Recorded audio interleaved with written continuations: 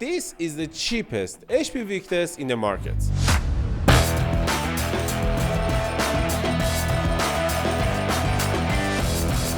This laptop is HP Victus 2024 with AMD Ryzen 5 8645HS CPU and NVIDIA RTX 4050 at 75 watts, which is good, and I think this is one of the best budget laptops in the market you can find right now, because this laptop only costs $800.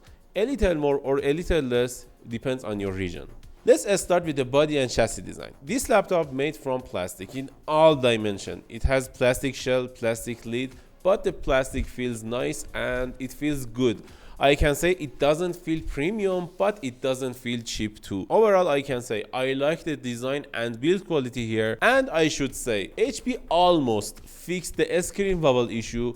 There is still some wobble to the screen, but it is a little better now, and I can say I'm okay with the hinge, but I can say I prefer 2-axial hinge rather than 1-axial, because it is more durable and it has less wobble for the screen, but this is fine too. As for the keyboard is one of the best keyboards I've seen in this price range. It has white backlight, it doesn't have RGB, but the keys feels nice, it is clicky, it is tactile, and I like it. And also there is full-size keyboard that a lot of users want this keyboard, like my friend Hossein behind the camera. They prefer having numpad on the keyboard, and it has numpad. Also it has calculator key for some engineering purposes, and I can say the keyboard is likable. I like it.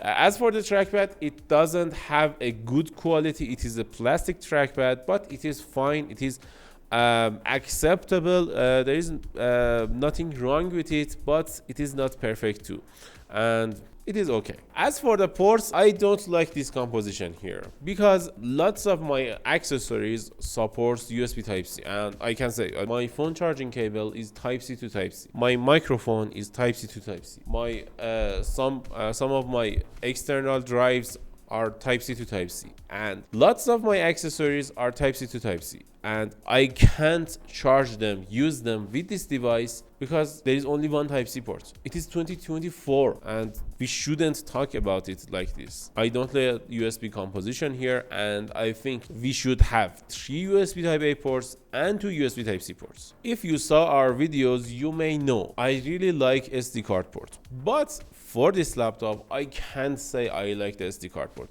This is a good addition for this laptop, but I prefer having one more USB Type-C port instead of this SD card. The SD card port is fine. It has 100 megabytes speed. It is one of the best SD card ports, because you can put the whole SD card in the laptop and it doesn't stick out of the laptop, which is good.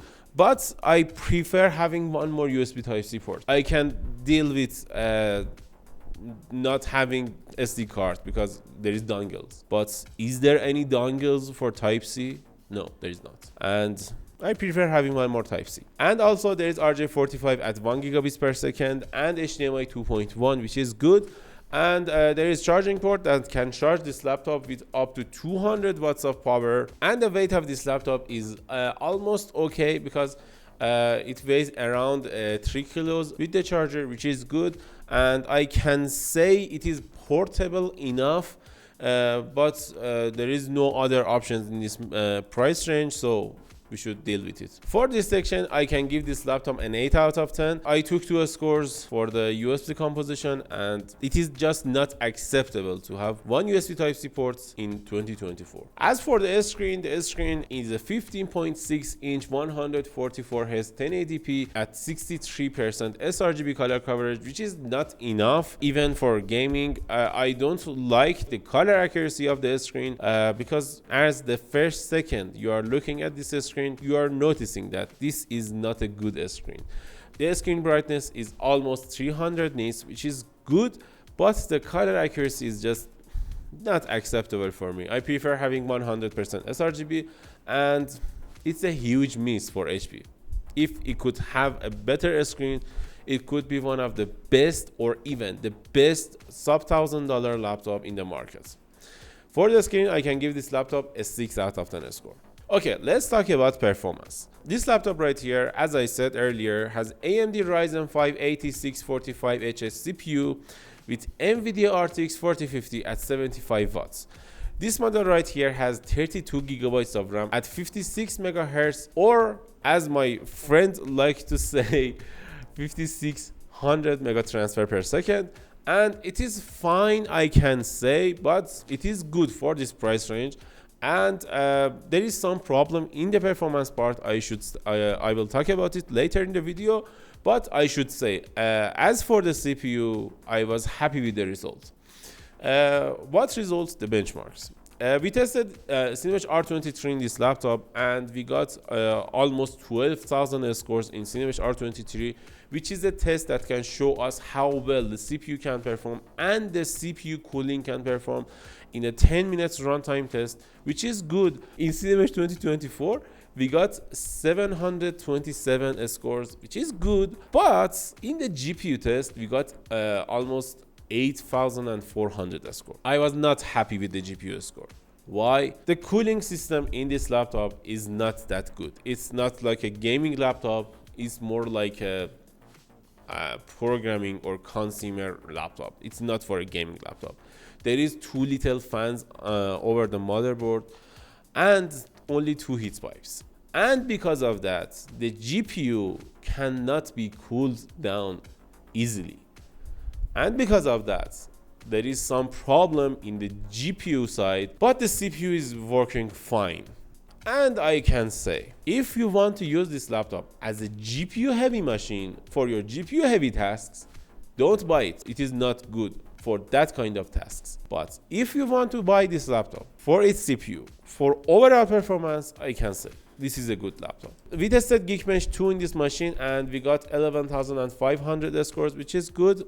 And as for the wattage for the GPU, this GPU can go up to 75 watts on the spec sheet, but in reality, it can't go over 60 or even 65 watts, just because of the limitation on the cooling system. And I hate to say it, it's a great laptop, but it's not a great laptop in the GPU department. We also tested time SPI in this machine to see how well it can perform in 3D applications and games. And in this test too, we got one of the lowest time SPI scores we've ever seen at a little more than 8,000 scores. Not acceptable. We also tested some content creation workloads like Adobe Premiere and Adobe After Effects. In Adobe Premiere, we got 6 minutes and 32 seconds of render time, which is almost okay. Consider this laptop having an AMD CPU, but it was funny to see the After Effects results were 6 minutes and 11 seconds. I haven't seen something like that.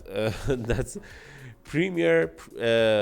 Premiere performing worse than Adobe After Effects, because Adobe After Effects project is a lot heavier task rather than this Adobe Premiere task. But here it is, it performed better in Adobe After Effects. We also tested some games in this machine like Cyberpunk 2077, and we tested this machine in different scenarios like Ray Tracing Ultra plus frame generation, DLSS, Ray Tracing Ultra plus frame generation, FSR3, preset Ultra with FSR2, and a customized preset with Ray Tracing Ultra and without any help from AI like DLSS or FSR to see how well it can perform. And in all different scenarios, this laptop performed well enough that I can say easily to you, if you want to play AAA titles like Cyberpunk, you can play it on this machine without almost any problem. And you should turn on FSR3 frame generation in any game that have this feature, or even DLSS 3 because it has NVIDIA GPU in it. And also we tested Rainbow Six Siege, which is a combination of CPU and GPU heavy task. And in Rainbow Six Siege, in 3 different scenarios, ultra, high and low, we got in more than 200 frames per second in average, which is good, and it means it can deliver any frame rate you want at more than 144 Hz in 1080p, which is the limitation of the screen, which is good. We also tested Valorant, which is a CPU heavy game, EA Sports game, and it gave us more than 250 FPS in average, which is good. And we also tested Apex Legends, which is the GPU heavy title.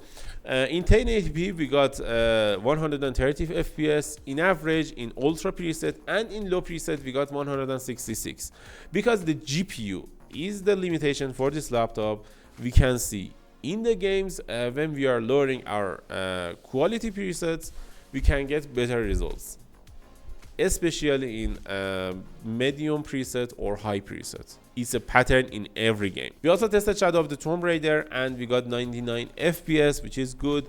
And we also tested Wukong in auto and it gave us 50 FPS in average, which is good. For the performance part, I can give this laptop a 7 out of 10 score. I wish I could give it 9 because it is not fair. We want better results, HP. This is not a good cooling system for this laptop. Okay, let's get to the next part. Speakers, webcam, and battery life. As for the speakers, I can say the speakers on this laptop are good. It is one of the best speakers in this price range, but you will be happy with $30 or $40 speaker anyway, but it is fine for watching movies or playing some YouTube videos.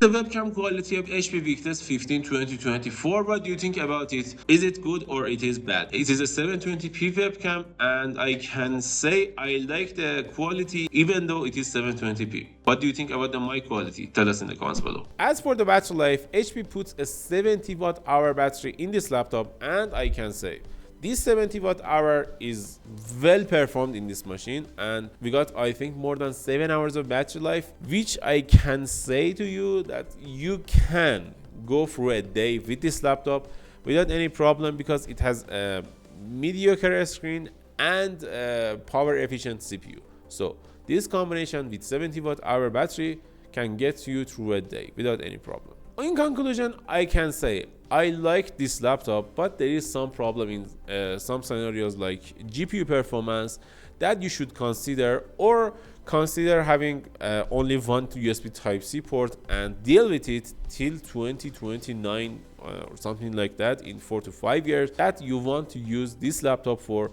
And these two problems are just not acceptable for me.